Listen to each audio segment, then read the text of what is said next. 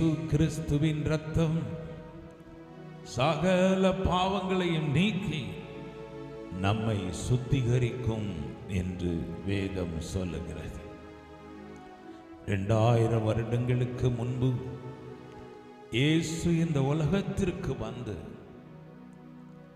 நம்முடைய பாவங்களுக்காக தம்முடைய இரத்தத்தை சிந்தினார். மத்தேயு 1:21 பாருங்க, அவள் ஒரு குமாரனை பெறுவாள், அவருக்கு இயேசு என்று பெயரிடுவாயாக, ஏனெனில் அவர் தமது ஜனங்களின் பாவங்களை நீக்கி அவர்களை ரட்சிப்பார் என்று சொல்லப்பட்டிருக்கிறார்.